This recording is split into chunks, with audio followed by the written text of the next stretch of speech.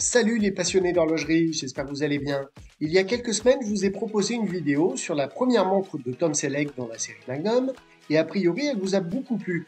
Du coup aujourd'hui, on repart dans les années 80 avec une autre série culte, MacGyver. L'acteur de MacGyver, Richard Dean Anderson, a porté une multitude de montres lors des 7 saisons et des 139 épisodes, mais celle qui a le plus marqué est sans doute l'une des moins onéreuses, une montre militaire signée Timex. On va donc revenir dans cet épisode sur l'original et sa réédition. Allez, c'est parti. Et par rapport aux droits d'auteur, générique, fait maison. Ta ta ta ta ta ta ta ta ta ta ta ta ta ta ta ta ta ta ta. Bon allez, on arrête le massacre.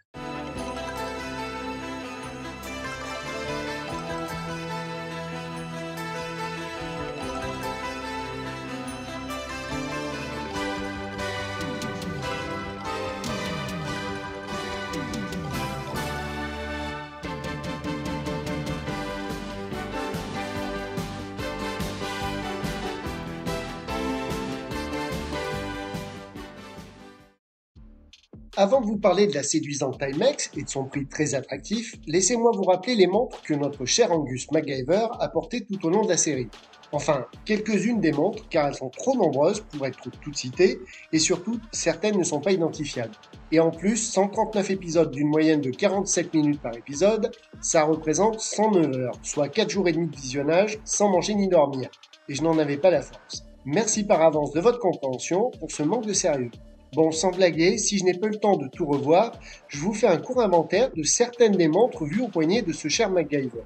Pour info, quand ce sera possible, et si les montres sont toujours commercialisées, je vous mettrai en description les liens des boutiques officielles où les trouver, ainsi que les liens Amazon. Trêve de blabla, voici les montres.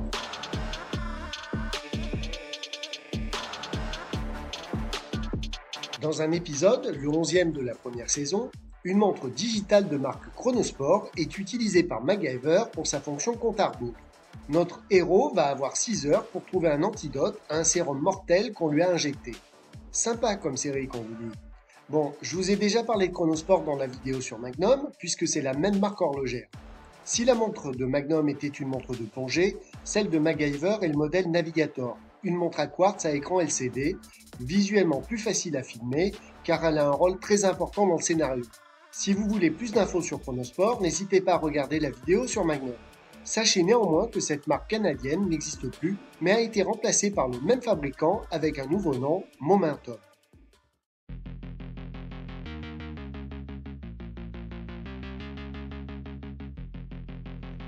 Deuxième montre de MacGyver et deuxième montre digitale.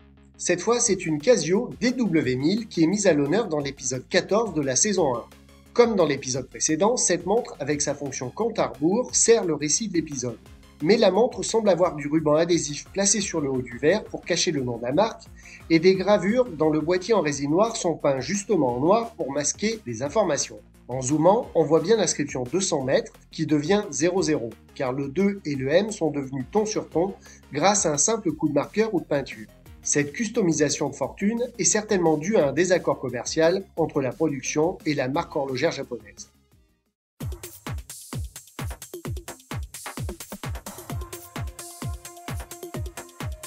Dans au moins un épisode, dont le 22e de la saison 2, notre héros porte une montre militaire Rothko, une marque américaine née après la Seconde Guerre mondiale qui propose encore aujourd'hui des montres mais aussi des vêtements et des équipements militaires et tactiques.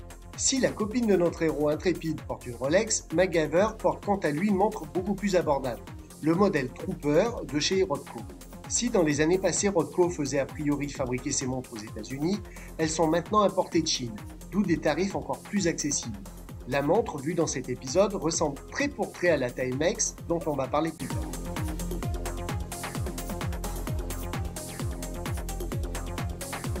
Dans la saison 5, et par intermittence, MacGyver va porter une montre plus haut de gamme que dans les autres saisons. Taperait-il dans la caisse de la Fondation Phoenix celui-là? On peut se poser la question. Et cette montre, c'est une Breitling Callisto. Le modèle panda inversé, c'est-à-dire le cadran noir avec sous-cadran blanc. Une très jolie montre suisse de 36 mm de diamètre qui est un chronographe mécanique à remontage manuel.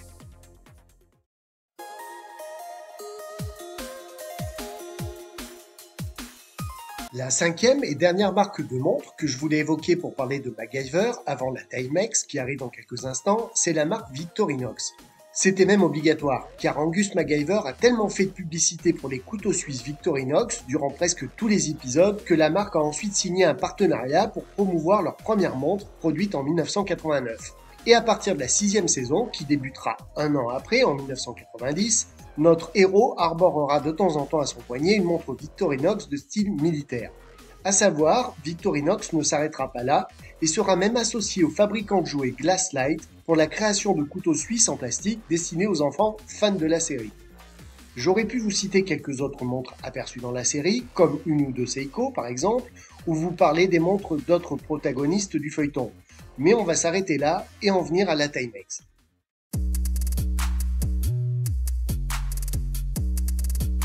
La marque de montre la plus vue au poignet de MacGyver durant les 139 épisodes est Timex.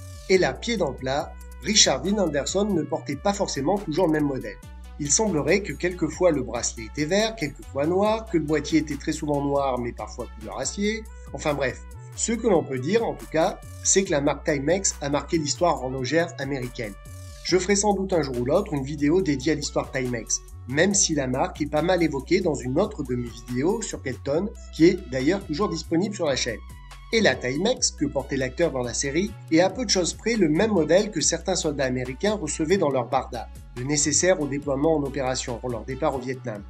Mais ce ne sera pas, comme j'ai pu l'entendre dans certaines vidéos, la seule marque qui accompagnera les soldats américains en Asie. La guerre du Vietnam a duré 20 ans, de 1955 à 1975, et ce n'est qu'au milieu du conflit que les États-Unis sont intervenus massivement au Vietnam. Et en 1965, les soldats américains ne portaient pas de Timex, mais des Bulova, des Elgin ou des Benrus par exemple. Et c'est 2 ans plus tard que les premières Timex Camper suivront les soldats américains, au même titre que d'autres marques comme Westclox ou Hamilton entre autres. D'après d'autres sources, les Timex Camper ne seraient même apparus qu'à la toute fin du conflit, en 1975. Ces Timex étaient soit en métal, soit en plastique, mais étaient toutes animées par un mouvement mécanique à remontage manuel. Elles étaient plus ou moins considérées comme des montres jetables, même si elles étaient plus ou moins réparables. Leur diamètre, sans couronne, était de 36 mm.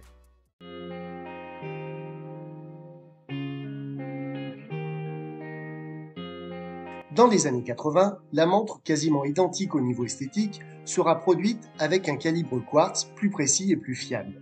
Mais c'est en 2016 que Timex va redonner un coup de projecteur à cette fameuse montre militaire en produisant la New Camper MK1. Elle sera vendue dans 2 versions, donc une dans un sac militaire en nylon avec 2 bracelets. Et cette nouvelle montre sera parfaite car à la différence de bien des rééditions, la montre respectera pleinement les dimensions et particularités du modèle original.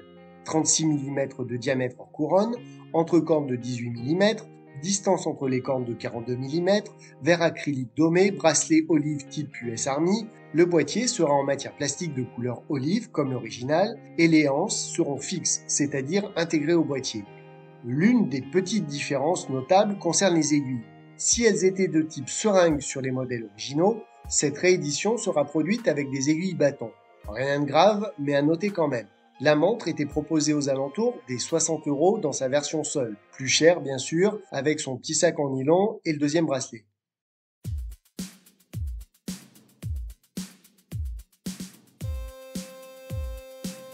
Si vous aimez ce style de montre dite militaire ou field watch, vous pouvez trouver de nouvelles Timex, souvent nommées Expédition, sur Amazon ou sur d'autres sites horlogers et bien entendu sur le site officiel Timex. Je vous mets quelques liens en description. Certaines sont très proches du modèle original, mais il existe plusieurs variantes en 36, 38, 40 ou 41 mm. Je vous mets quelques images à l'écran pour vous faire votre propre idée.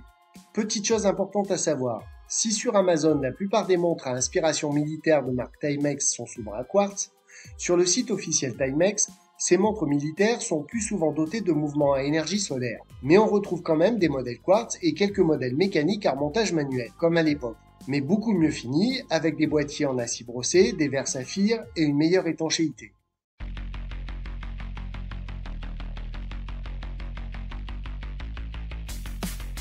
Si MacGyver, notre justicier aventurier intrépide et débrouillard, a marqué toute une génération de téléspectateurs, il est bien de voir un héros avec des montres de monsieur et de madame tout le monde.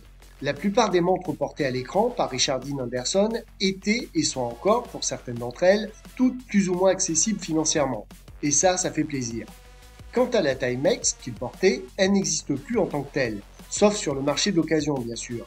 Mais on trouve des modèles similaires avec en plus des améliorations et des prix toujours aussi attractifs. J'espère que cette nouvelle vidéo vous aura plu un minimum et que vous penserez à mettre un petit like. Ça fait toujours plaisir et ça aide au référencement YouTube. Si vous avez le temps, partagez la vidéo et surtout, abonnez-vous pour soutenir la chaîne.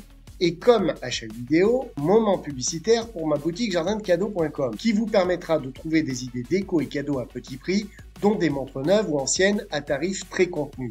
À très bientôt pour un prochain épisode d'horloger. Salut les passionnés d'horlogerie!